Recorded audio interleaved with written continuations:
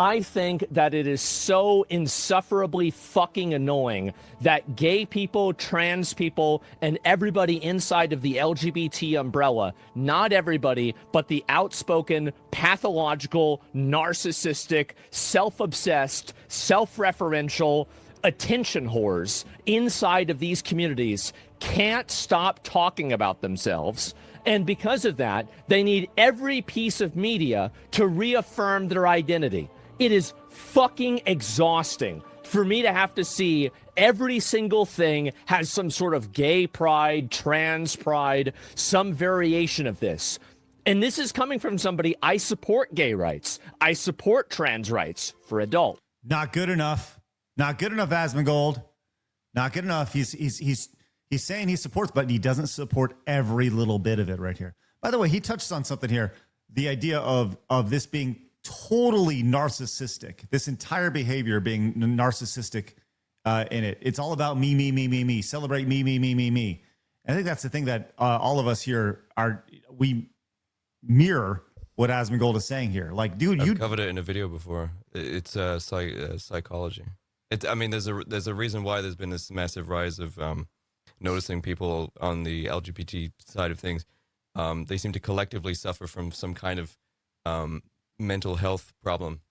Shocking. The mental health problem, regardless of what it is, all of whatever the diagnosis is, all of them have the shared symptom, which is narcissistic personality disorder. And things like the LGBT movement, which caters to and offers victimization, is very, very alluring to these people. And because the access bar for being trans is so low, they're doing the bare minimum to be identified as trans, so that they can then get the ego satisfaction of being within that, which is being untouchable. Everyone has to do what you tell them to do, and you're infallible. And that movement that offers that kind of liberty, that kind of power, that kind of influence is very appealing to people with narcissistic personality disorder and various other dark triad personality traits, which is why there is such a huge amount of these people that are so loud and aggressive and violent within that umbrella, because what LGBT became was appealing to these types of people, which is why they've all congregated there, and they're collectively insufferable. Let's continue here with Asmongold's reaction. Trans rights for adults. I support a lot of these things, but I don't want to fucking see it in every single piece of media constantly. It is this overcorrection where they want to put their sexuality front and center and basically force people into interfacing with and acknowledging that they are what they are. This is exhausting, it's confrontational, it's unnecessary, and it's insecure. You want to suck a dude's dick? Go ahead. Shut the fuck up. Shut the fuck up about it. Holy shit, how many times do we have to hear about this? So that's the way I see it. That's also, that right there is the problem with libertarianism, right there in a nutshell. What's that? Everyone's allowed to do what they want as long as they're not hurting other people. Unfortunately, people always end up hurting other people if you let them do whatever the fuck they want. It's the issue with it. I think a lot of people mirror what he says, but I'll tell you what, this goes back to the insecure narcissist, which I think, if you were to have a Venn diagram of people within this community that are part of the TQ plus, right? I think you're going to see the Venn diagram is very, very heavy as far as people who are insecure and narcissists.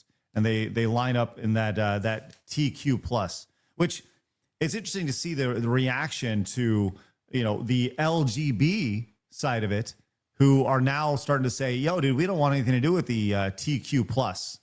This has been a reoccurring theme over the past year or so. People that we've pretty much had enough of this. Because you have to commit to the LGB.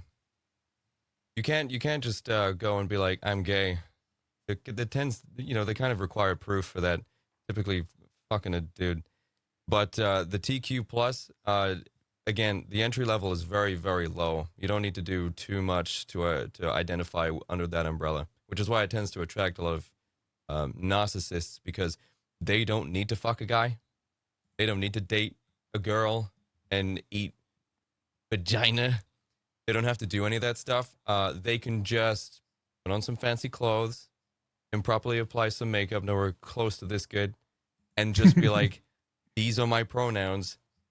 You have to use them. This is why the identity thing has switched, because for everyone else on Earth, your identity is your responsibility.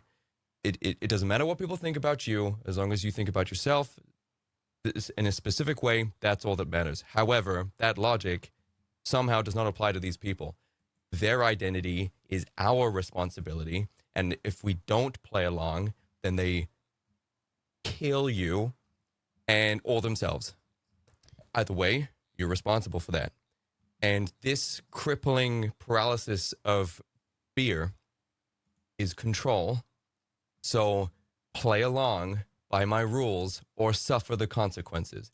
And they love to hear you use their made-up phrases because it appeals and strokes their ego, because they are narcissists, which this umbrella attracts. It's all circular. It can be described with psychology that has been updated since to reconfirm the same thing they found the first time. They're all powerless. Many of them are powerless, lost people. And so when you join the collective hive mind, you're suddenly part of a very, very large group. Suddenly you Protected group.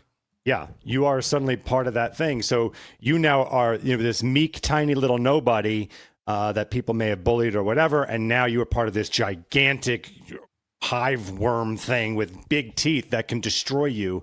So you just become part of the collective. And then on top of that, then they have the added benefit of adding some cultural erosion to everything, where the more they infiltrate everything, they slowly erode all of our values and principles, to the point that now, what do we say? The N word, the F word, because congrats, we're now all afraid to talk, which we were supposed to have freedom of speech. But now you see it seeps in, and then they'll get rid of some of it, but there's still left behind, and your kids grow up in that environment. And so that's the erosion just keeps going and going and going. So all this from every angle, point is garbage. That's my point. Just all of it's garbage. Well, and I think the identity angle of all this is the easiest part, when especially a lot of it is so terminally online. A lot of this stuff is just terminally online, and it appeals to these narcissists.